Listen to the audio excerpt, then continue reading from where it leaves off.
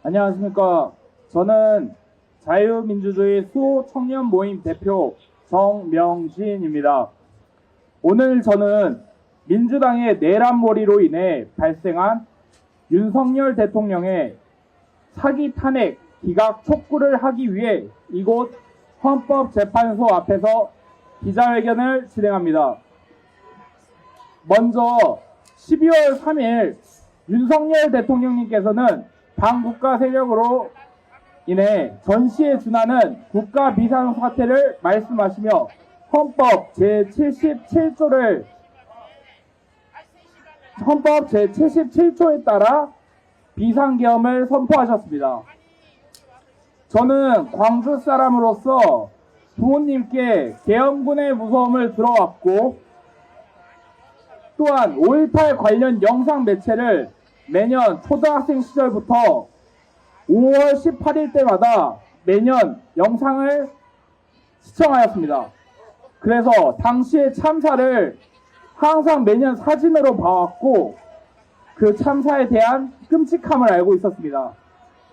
그리고 5.18 민주묘지에도 학교 체험학습 활동으로 참여해서 방문해왔고 당시에 피해자의 사진들, 탱크에 누가 깔렸다던가에 대한 사진들을 보았습니다. 그렇기에 계엄이라는 역사적 상처가 있는 우리 대한민국에서 계엄령 선포는 돌이킬 수 없는 오판이거나 혹은 남은 정치 인생뿐만 아니라 인생 전부를 건 각오라고 당시에 판단했습니다. 오판이든 모든 것을 건 결단이든 국민에게는 충격적인 뉴스였을 것입니다. 저 또한 당시 비상계엄 선포 담화문을 듣고 여의도 근처에 살고 있었기에 국회의사상 근처에 갔었습니다. 그리고 현장에서 본 모습과 뉴스로 전달되었던 모습에는 제가 알고 있는 계엄군들의 모습과는 무척 달랐습니다.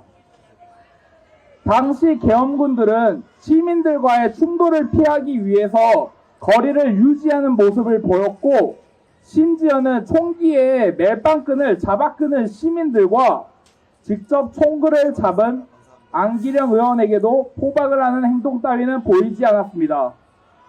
그리고 야당 대표인 이재명은 유튜브 라이브를 통해서 차 안에서 자신이 이동하는 모습을 보여주며 월담하였고 국회에 출입하였습니다. 그런데도 그 구간 동안 그 누구도 그것을 제지하지 않았습니다. 이후 여러 정당의 국회의원들이 신분증 제시 이후 국회에 출입하였고 신속하게 계엄 해제가 의결됐습니다. 헌법에 따라서 윤석열 대통령님은 국무회의를 통해 비상계엄을 해제하였습니다. 저는 의결 이후에 이건 하나의 해프닝이었구나 라는 생각과 동시에 거대 야당의 독단적인 탄핵 소추와 정부의 핵심 정책에 대한 예산 삭감을 알게 되었습니다. 그런데 해제 이후에 저는 일이 이상하게 흘러가고 있음을 느꼈습니다. 바로 언론입니다. 민주당에서는 언론을 통해서 탄이든 탄알집이 떨어진 것을 발견했고 정치인 주위에 케이블 타이를 발견했다고 주장을 했고 그 후 출처와 사실 여부가 명확하지 않은 제보들이 쏟아져 나왔습니다. 대표적으로 북한군으로 위장하여 정치인들과 유튜버들을 체포하여 사살하려 했다라는 등 미군 기지를 습격하려 했다라는 등 북한의 오물풍선에 대한 군사회의에서 나온 발언을 부풀려서 국지전을 유도하려 했다라는 등 강원도 내 군부대에서 전쟁을 준비하였다와 같은 출처 없고 터무니없는 제보들은 모두 하나의 메시지를 담고 있었습니다. 윤석열 대통령님이 친위 쿠데타를 통해 정권을 연장하려 한다였습니다. 심지어 호위 극자 유튜버라고 불리우는 김어준을 국회 청문회에 세워서 본인조차 사실 확인되지 않은 제보를 말하며 자신을 포함해서 정치인들을 사살하려 했다는 이상한 이야기들을 마구 했습니다. 저는 이것을 보고 언론이 어느 정도 이상하다는 것을 깨달았었지만 이 계엄령 이후에 이들은 자신의 편향성을 밝히어 자신들이 확실하게 좌에 속해 있다는 것을 밝혔습니다.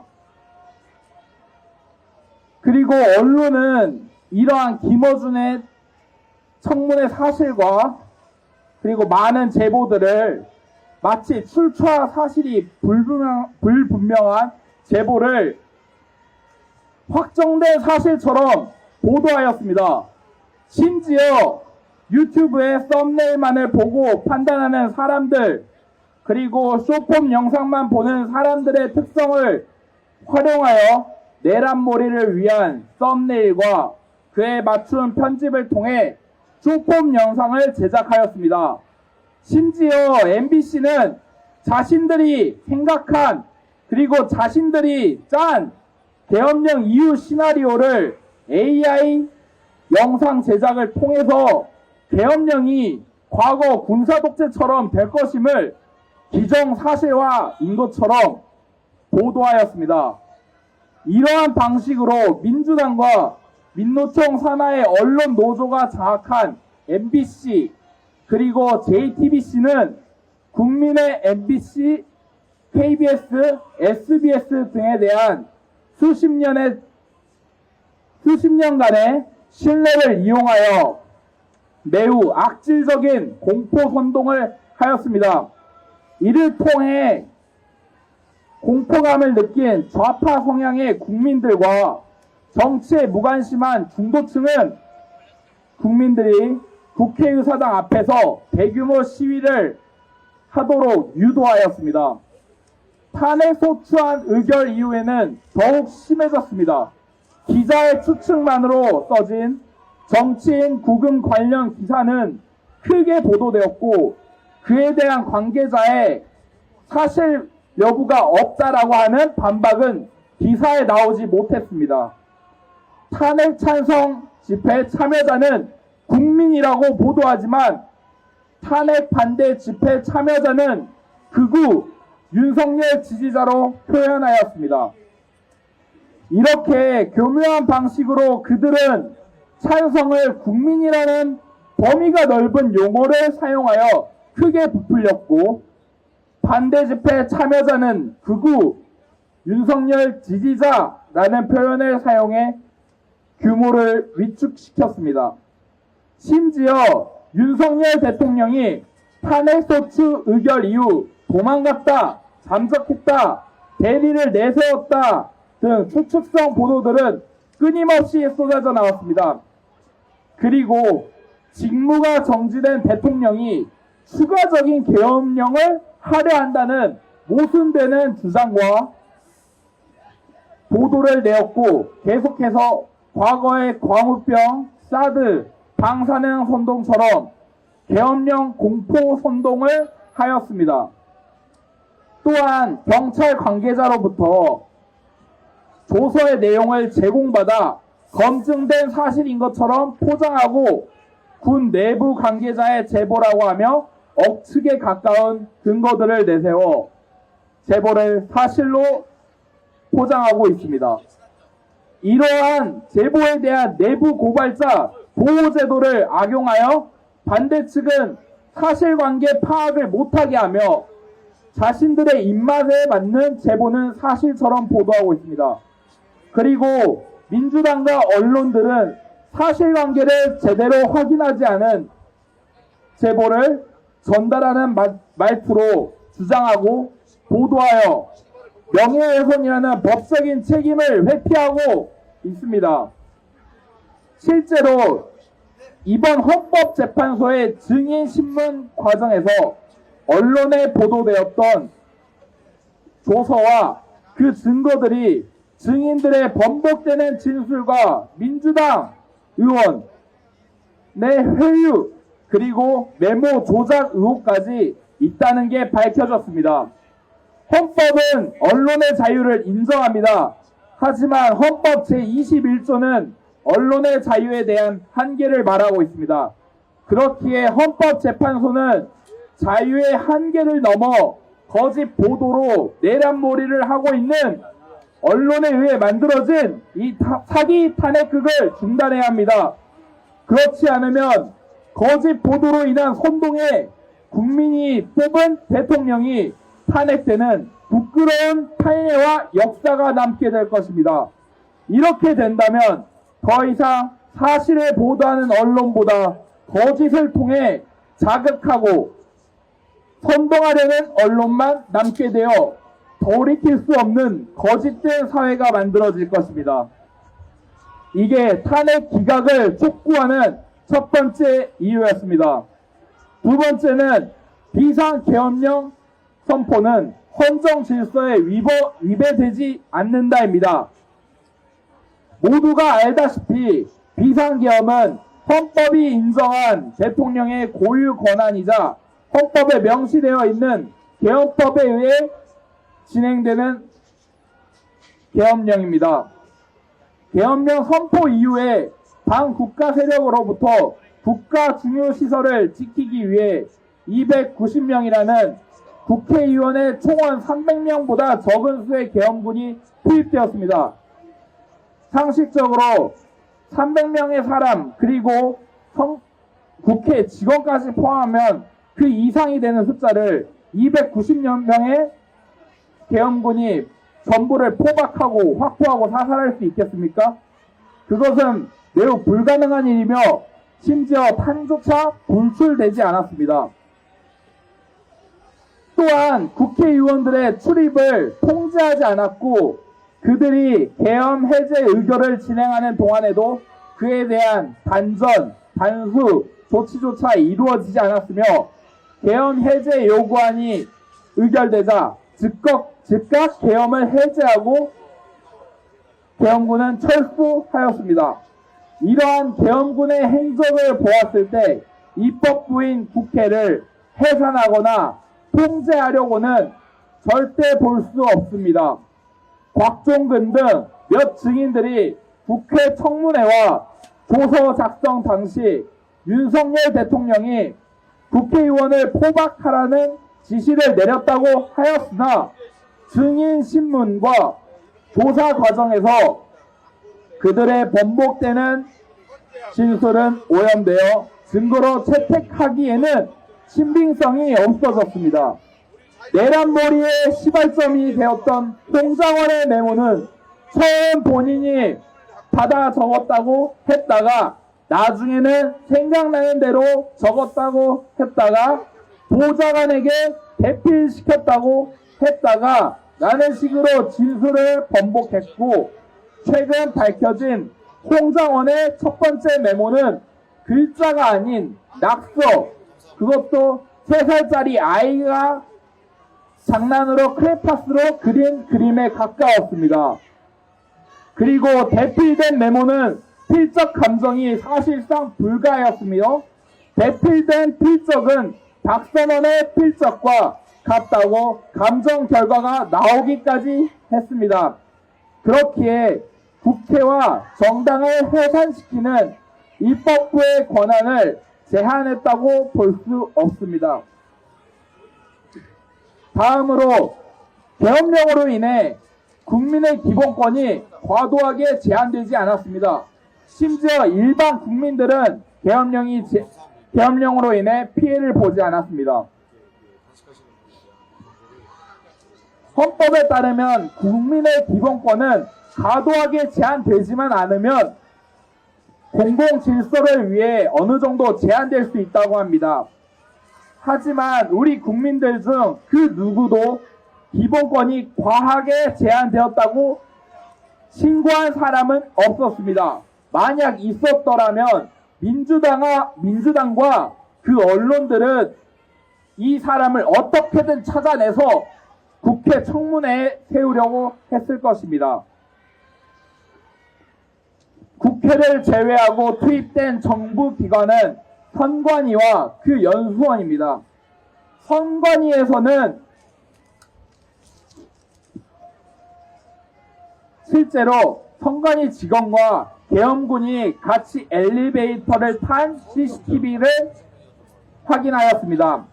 강압적이지 않고 그저 어색하게 서로 층을 기다리는 모습이 우리가 매체와 역사를 통해 보았던 독재를 위한 계엄으로 보이셨습니까? 아닙니다. 그렇기에 국민의 기본권이 무분별하게 그리고 과도하게 침해된 적이 없기 때문에 헌법에서 보장된 자유가 박탈되었다고 볼 수 없습니다. 다음으로는 계엄령 이전의 상황이 전시에 준하는 국가 비상사태였다고 저는 생각합니다. 실제로 2030 세대를 포함해서 대다수의 국민은 윤석열 대통령님의 담화문을 보고 듣기 전까지는 나라의 실정이 이 정도로 힘들지는 파악하지 못하였습니다. 그 이유는 현 정부의 출범 이후 언론은 정부의 정책을 비난할 뿐이었고 29번의 탄핵 소추가 왜 진행되었는지 자세하게 보도되지 않았고 민주당의 주장만 보도될 뿐 그에 대한 반박은 보도되지 못하였습니다. 심지어 현 정부는 가짜뉴스에 대한 해명을 계속해서 사이트에 게시하였지만 언론은 보도조차 하지 않았고 침묵으로 일관한다는 식으로만 보도하였습니다. 언론은 국민의 알 권리를 막았고 정부와 국민 간의 소통을 단절시켰기 때문에 우리는 나라의 실정을 알 수 없었습니다. 현재 우리나라는 산업의 핵심인 인력과 기술 이것들은 매년 유출되어 있고 그중 대부분은 중국입니다.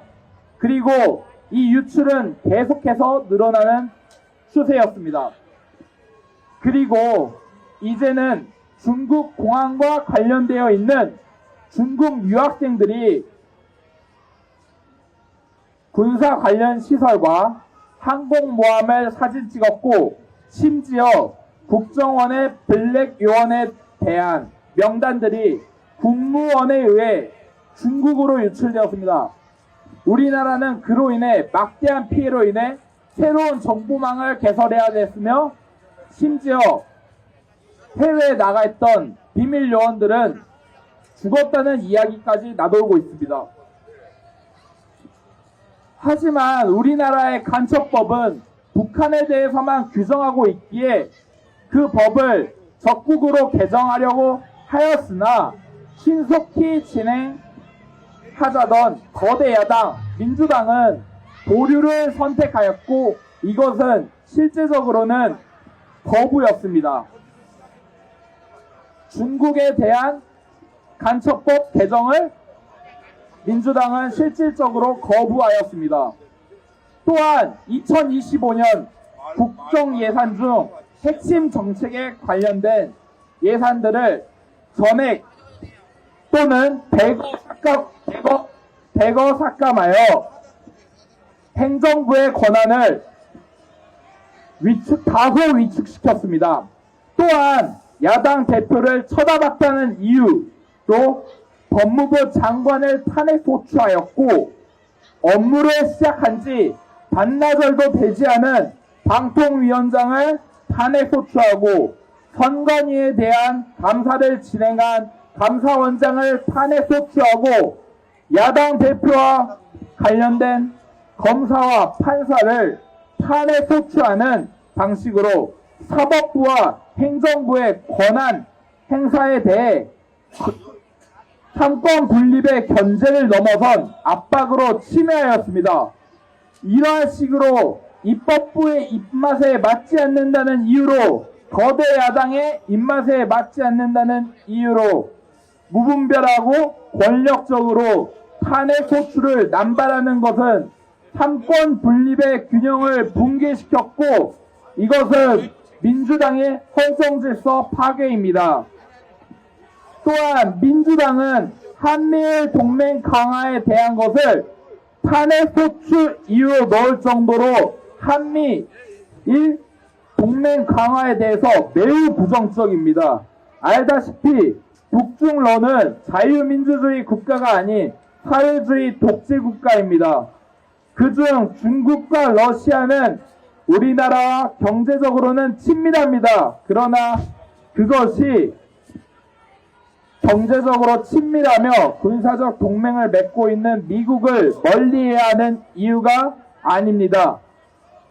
실질적으로 우리나라는 중국에 의해서 한한령이라는 경제적 압박을 받았었기에 점진적으로 우리 대한민국은 그들에 대한 무역 의존도를 줄이는 것이 분명함에도 불구하고 민주당은 오히려 더욱 중국 친화적인 정책을 펼치려 했습니다.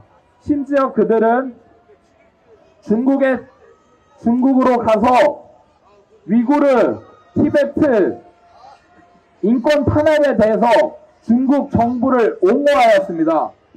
그들이 우리나라가 일제강점기를 지냈던 것에 대해서 일본의 반일 감정을 가지고 있는데도 불구하고 어째서 일본이 우리나라를 점령했던 것과 똑같이 중국이 불법적으로 소수민족이라고 병합한 위구르와 티베트에 대한 병합을 그들이 옹호하는지 알 수가 없습니다. 헌법기관 선관위의 중국과의 연결점 그리고 부정선거의 의혹은 이 반국가 세력에 대한 확신을 줄 수 있습니다. 중국은 실제로 호주와 캐나다의 부정선거에 연루되었습니다. SNS를 통해서 허위 정보를 알려 선동하고 여론을 조작하였습니다. 그리고 호주의 여러 정치인들과 그 가족들에게 접근하여 뇌물을 주고 약점을 잡아 그들을 이용하는 방식을 하여 정치에 관여하였고 친중 정치인을 의회에 내세우려 하였습니다. 그렇기 때문에 중국과 매우 근접한 우리나라의 정치인들에게 중국의 악의 손이 접근하지 않을 이유는 없습니다. 더욱이 지금까지 감사를 받지 않아온 폐쇄적인 선관위에 접근하지 않을 이유조차 없습니다. 저는 먼저 우리나라의 전자개표기가 도입된 시점을 조사했었습니다. 김대중 정권 우리나라에는 처음으로 전자개표기가 도입되었습니다. 그때 또한 뉴스를 보면 논란이 있었습니다. 그 논란은 전자개표기 회사에 대한 로비 의혹이 밝혀지기도 했고 이후 A웹이 설립되었고 여기에 가입한 많은 국가들은 중국 시진핑의 논란 많은 1대1로 국가들이 포함되어 있었습니다. 그리고 이 A웹은 공적 개발 원조를 통해서 선관위와 미르 시스템즈라는 이 전자개표기 회사와 함께 선거 시스템을 구축시키고 전자개표기를 여러 나라에 도입시켰습니다. 그 후 이 전자개표기를 도입한 많은 국가에서는 부정선거 논란이 있었고 그에 대해서 실제로 시위까지 벌어졌으며 결국 자리에서 하야하는 일까지 벌어졌었습니다. 그렇다면 우리나라 전자개표기만 안전하다는 보장은 있을 수 없습니다. 우리나라의 전자개표기에도 매우 문제가 많습니다. 전자개표기 회사 선정 과정에서 오류율이 3%이며 가격이 더 싼 전자개표기가 아닌 더 비싸고 오류율이 10%가 되는 전자개표기 회사를 선택했습니다.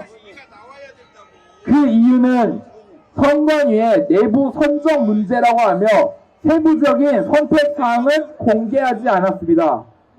또한 사전선거 때 사용하는 전자개표기는 지문 인식 기능처럼 보이는 버튼은 지문 인식이 되지 않는 그저 하나의 버튼이며 한 사람이 수십 개의 신분증으로 수십 번의 투표를 할 수 있습니다. 그렇다면 인쇄가 잘못된 투표용지는 어떠합니까? 무효표를 원하는 사람이 아닌 이상 대부분의 사람은 자신의 표가 무효가 되는 걸 원치 않습니다. 그런데 인쇄가 잘못되었음에도 도장을 찍어주고 그것을 문제 제기하지 않고 투표하는 사람이 있겠습니까? 있더라도 지금 정도로 부정선거 관련 의혹이 불거졌음에도 그 누구도 자신이 그 이상한 투표용지에 투표한 사람이 나오지 않습니다. 부천시의 한 지역에는 하나의 사전선거소밖에 없었습니다. 그런데 그곳에서는 이틀간 16,000표의 표가 발생했습니다. 당시 그곳에 투표하기 위해 찾아간 블로그는 한적해서 투표가 빨리 끝냈다고 말하는 정도로 그곳은 매우 한적했습니다. 사전선거가 진행되는 시간 동안 16,000표가 나오려면 매우 많은 줄을 사람들이 서야 되는데 그리고 분배해야 되는데 그곳은 사람이 없을 정도로 한적했습니다.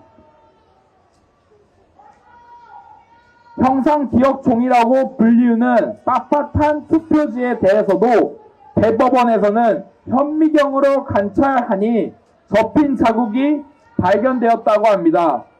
사전선거에서 아무리 봉투에 넣어 투표했다 하더라도 대량의 상자 안에 무분별하게 쌓이게 된다면 접혀서 새송이처럼 빳빳할 수가 없는데도 그들은 뻔뻔스럽게 접힌 자국이 육안이 아닌 현미경으로만 관찰할 수 있다고 합니다.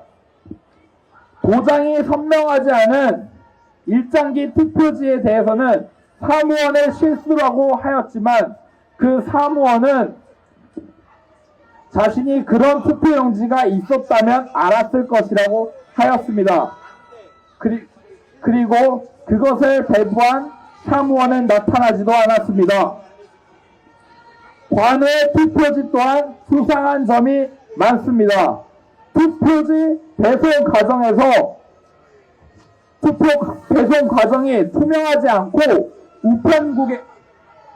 우리나라 우편국에서는 그 투표지를 제대로 공개하지 않고 있습니다. 2분 출구로 온다고 했으니까요. 혼선이 자주 발생하는 것, 도착하지 않았음에도 투표지가 도착 처리가 되거나 도착했음에도 도착 처리가 되지 않는 등 관내 투표지가 전산 오류가 매우 많았습니다. 선거함이 다른 선거구로 이동하거나 선거함이 이동되는 과정에서 분실되거나 본 선거일 개표 현장으로 이동되는 과정에서 정상적으로 이동하는 차량에서 갑작스레 차를 멈춰 세우고 투표함을 들고 다른 장소로 이동한 뒤 차량을 기다렸습니다. 해당 영상을 촬영하던 유튜버는 그들에게 무슨 일이냐고 묻자 타고 있던 차량에서 불이 나 차를 옮겨 탄다고 말했습니다. 심지어 이 과정에서는 선관위 직원은 없었고 계약직 사무원만 존재했습니다. 그리고 부정선거 재판 증거 보존 목적으로 영등포구에 투표함이 보관되어 있었는데 보관장소 문 손잡이에 부착되어 있던 봉인지 실이 눈에 띄게 변형되어 있었고 수사에 착수하였으나 범인을 찾지 못한다는 이유로 그 봉인지 실 훼손에 대해서는 수사 종결이 이루어졌습니다. 또한 부정선거 증거로 사진을 찍으려 하자 제지한 뒤 법원의 사진 기사가 찍게 요청하고 나중에 증거를 제출할 때 사진을 첨부하라고 하였으나 해당 자료를 삭제하여 존재하지 않아 법원에서는 증거 자료로 제출해 줄 수 없다고 하였습니다. 그리고 투표함의 봉인지 또한 떼어내도 훼손되지 않고 다시 붙일 수 있게 되어 있었습니다. 투표함이 보관된 장소의 CCTV에서 다른 곳에 보관되어 있는 투표지들을 본 투표함에 합치는 모습들도 볼 수 있었습니다. 이 일부 증거들과 정황만 보더라도 현재 선관위의 선거 시스템에는 많은 허점이 존재하고 부실하게 운영되는 것을 알 수 있습니다. 그리고 이 시스템뿐만 아니라 선관위 자체에서도 부정 채용이라는 채용 비리가 감사원의 감사에 의해 밝혀졌습니다. 그리고 국정원의 서버 점검에서 내부망에 연결할 수 있음이 드러났습니다.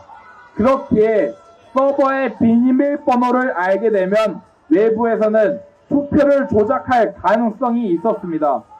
이러한 점검과 감사는 전체적인 조사가 아닌 일부 서버와 제출받은 자료를 토대로 밝혀졌습니다. 그러면 전수조사를 하면 더 많은 비리들이 밝혀지지 않겠습니까? 하지만 선관위는 헌법기관이라는 점과 투표 시스템 유출이라는 점을 내세워 법원에서는 영장을 기각하였고 그 후 제대로 된 조사를 받지 않고 오히려 제대로 서버를 까보자고 하는 여러 국민들과 의원들에게는 그렇다면 선거 시스템을 공개하면은 그에 대한 피해 보상을 너네들이 해줄 수 있냐는 식으로 협박하였습니다. 그들은 영장을 받아오면은 조사를 할 수 있게 해준다고 합니다. 하지만 우리나라 선관위 위원장은 대법원의 법관들과 부장판사들이 맡고 있습니다. 그렇다면 판사는 과연 누구의 손을 들어줍니까? 이 사법부의 판사들이 선관위와 연루되어 있으면 그들이 비리를 밝힐 수 있게 하겠습니까? 절대 할 수 없게 할 것입니다. 그렇기에 윤석열 대통령님께서는 국정원과 감사원을 통해서 먼저 조사를 하였고 계엄령은 최후의 수단으로 하여 선관위를 조사하려고 하였습니다. 하지만 선관위에 대한 제대로 된 조사는 형식법으로는 절대 해결이 되지 않았고 계엄법으로만 조사가 가능했습니다. 그렇기에 윤석열 대통령의 계엄령은 선관위에 대한 조사를 위함인 것을 알 수 있고 또한 중국과 관련되어 있을 것 같은 의혹만으로도 그것은 민주주의의 꽃인 우리 주권을 행사할 수 있는 가장 큰 방법인 선거권을 지키기 위한 수단이었다고 생각할 수 있습니다.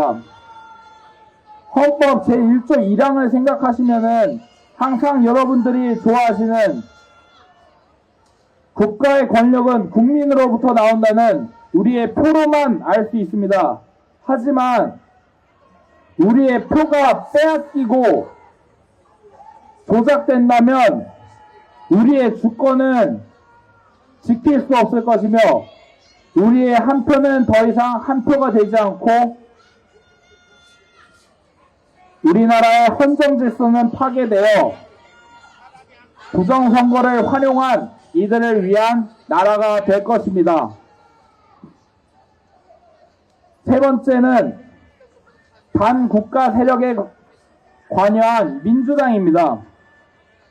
민주당은 먼저 이재명 대표와 그 정청래 법사위원장, 이 정청래 법사위원장은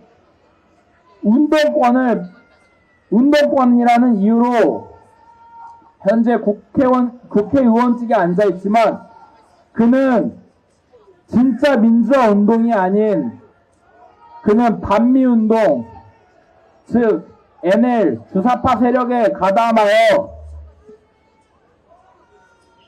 미국 문화원을 습격하였고 폭탄 테러를 하려 하였습니다. 이럼에도 그들이 국가보안법을 위반했음에도 그것을 마치 훈장처럼 여기며 떠들고 다니고 있습니다. 이것은 마치 조폭들이 교도소에 가서 자기들이 별이 달았다고 말하는 것과 다르지 않습니다. 민주당 운동권 세력들의 대부분은 현재 민주화 운동을 했던 세력이 아닌 뒤에서 주사파에 선동되어 아니면 지금까지도 선동되어 있거나 아니면 권력을 받기 위해 이용하는 숨어있는 반국가 세력들일 것입니다. 그들은 과거에는 북한을 추종하며 행동하였지만 지금은 갈아타서 중국의 차이나 머니를 받아 행동하고 있습니다. 그렇기에 이재명 대표는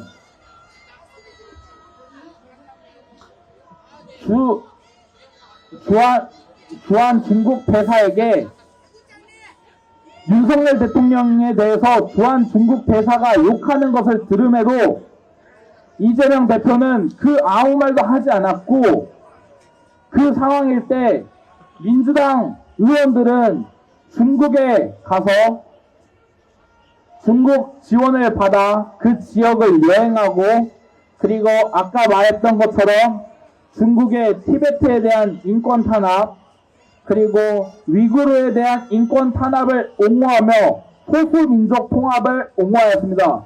이것은 우리나라 역사를 빼앗으려고 하는 중국의 동북공정을 옹호한 것과 다름이 없습니다.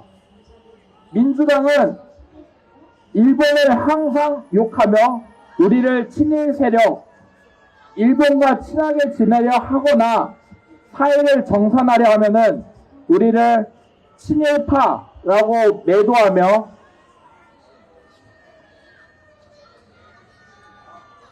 우리를 중국에게 문화를 빼앗김에도 불구하고 우리나라가 독도가 빼앗긴다고 하면서 일본이 오히려 우리나라를 침탈하려는 적국이라고 표현하기도 합니다.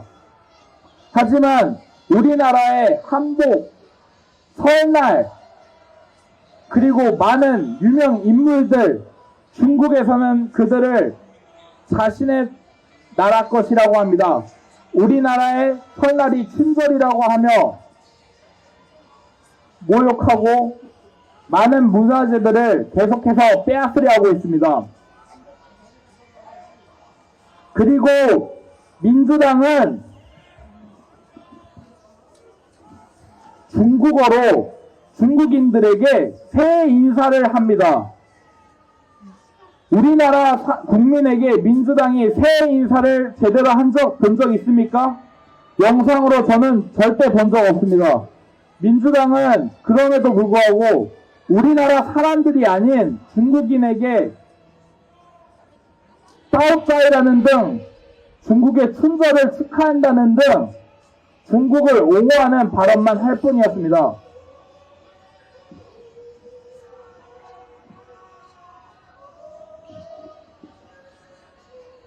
그리고 노조입니다. 저는 전남대학교를 재학 중에 휴학을 하고 서울에 올라와서 택배 회사에서 일을 했습니다. 그러면서 봤던 노조와 그리고 그에 관련됐었던 사람들의 얘기를 들어보면 현재 노조는 노동자의 인권을 위해서 일하는 것이 아닌 그들의 특권을 위해서 인권이 아닌 그들의 특권을 유지하기 위해서 민주당과 손을 잡고 민주당에 대항하는 국민의힘 혹은 윤석열 대통령에 대해 비판을 하며 시위를 합니다. 그들은 노동자의 인권을 위한 운동보다는 정권을 바꾸기 위해서 정부를 비판하며 계속해서 시위를 하고 있습니다. 저는 그러한 노조 그리고 민주당에 대한 이 합침은 먼저 이 노조가 계속해서 언론에 침투하고 공무원 등에 침투해서 현재 언론 노조가 MBC를 차지하고 KBS를 차지하여 민주당에 대한 옹호적인 기사만을 내도록 하였으며, 심지어 저는 최근에 어떠한 기자가 사실 그대로 보도하였음에도 불구하고 불과 몇 분 만에 그 기사가 극우, 폭력성, 그리고 윤석열 지지자라는 식으로 점철되어 변경된 것을 보았습니다. 저는 이 언론 노조와 공무원 노조는 현재 자신들의 인권뿐 아니라 특권을 지키기 위해서 행동할 수 있다고 밖에 볼 수 없습니다. 그들은 반국가 세력에 공조하여 그들을 돕고 그들이 이 나라가 썩어 빠지는 것을 그대로 지켜보고 있습니다. 이럼에도 불구하고 헌법재판소는 조용히 입 다물고 대통령의 인권을 생각하지 않은 채, 방어권 보장을 하지 않은 채 재판을 진행했습니다. 처음 8차례의 변론 일자를 자기들 마음대로 국회와 설정해서 지정한 것은 제가 봐왔던 재판 기일 설정 중에서 본 적이 없었습니다. 또한 헌법재판소는 계속해서 증거 채택을 국회에 유리한 방향으로 변호인단 측에서 제출하는 증거는 채택해 주지 않은 채 자신들이 유리한 증거만을 채택하였습니다. 그 이유는 바로 헌법재판소 그리고 윤석열 대통령님을 체포하고 수색하고 구속까지 시킨 영장을 내준 서부지법의 판사들이었습니다. 그들은 우리법연구회라는 현재 국제인권법연구회라는 전신의 회원들이었으며, 그 연구회는 연구라는 말과는 다르게 자신들의 목적을 위해서 재판을 할 수 있게 한다는 사익적인 목적을 가지고 있습니다. 그들은 계획적으로 움직였고, 당시 서부지법에서는 이미 차은경 판사가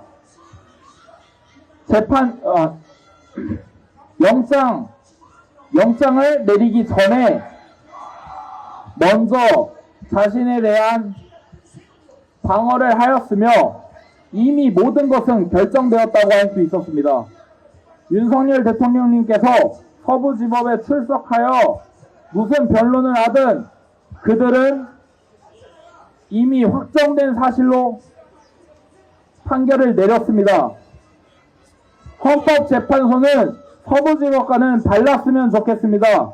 한 명의 판사가 아닌 8명의 판사가 계시기 때문입니다. 4분의 판사, 우리법연구회 소속이신 분들은 다시 한번 마음을 고치시고 제대로 이념적이 아닌 법에 의한 판결을 내려주길 원하며, 인권법 연구회에 속하지 않은 나머지 4분의 판사분들께서는 신념을 지키고 국민들이 계속해서 지켜보고 응원하고 있다는 것을 알아주셨으면 좋겠습니다. 그렇기에 탄핵 기각을 촉구하는 바이며, 마지막으로 저는 현재 운동권을 지지했고 운동권이었고 현재 민주당을 지지하는 여러분들께 묻고 싶습니다. 그리고 조용히 민주당을 응원하거나 나서서 행동하거나 하는 분들께 묻고 싶습니다. 당신들이 원하는 것은 민주주의입니까? 아니면 민주당주의입니까? 저희는 민주주의에서 자유를 강조하는 자유민주주의를 빼앗는 것을 원치 않으며, 자유가 빠진 민주주의는 사회주의 혹은 전체주의에 대체될 수 있습니다. 또한 민주당의 법대로 하면 괜찮다라는 형식적 법률주의는 과거 나치에 의해서 잘못되었음이 판정났습니다. 악법은 법이라는 식으로 따르는 행태는 나치와 똑같으며, 나치도 의회를 장악하고 그들은 전쟁을 벌였습니다. 민주당이 하고 있는 법대로 하는 그 탄핵 소추와 그리고 근거 없는 입법들은 우리나라에 나치를 불러오는 일이며, 터무니없는 법을 계속해서 발의하면은 그것은 나치와 다를 바 없다는 것을 다시 한번 말씀드리고 싶습니다. 우리나라는 중국과 동조하여 미국에게 총구를 들이내밀고 싶지 않으며, 미국과 동조하여 자유를 지키는 대한민국이 되고 싶습니다. 그렇기 때문에 헌법재판소는 자유를 위한 윤석열 대통령님의 계엄령 선포를 받아들여 주시고, 헌정 질서가 위배되지 않았고 오히려 헌정 질서를 위배한 것은 민주당과 그의 가담한 세력들입니다. 그렇기에 다시 한번 탄핵을 기각해 주시기를 바라며, 이 거대 야당으로 인한 독재는 그만돼야 합니다.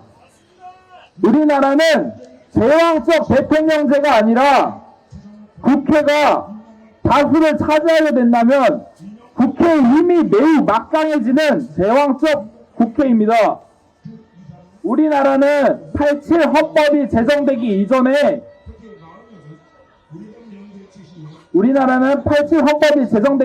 이전에 독재를 겪었기 때문에 대통령에 대한 권한이 매우 축소되어 있으며 국회가 하라면 해야 합니다.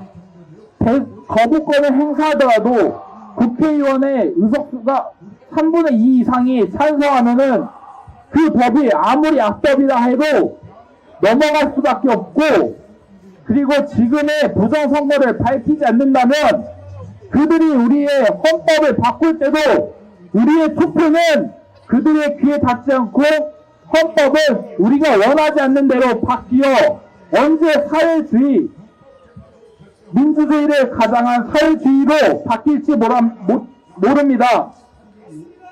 북한도 조선민주주의 인민공화국입니다. 그들도 민주주의라는 말을 씁니다. 그렇지만 그들은 어떠합니까? 김씨 일가가 지금 세 번째 독재를 하고 있지 않습니까?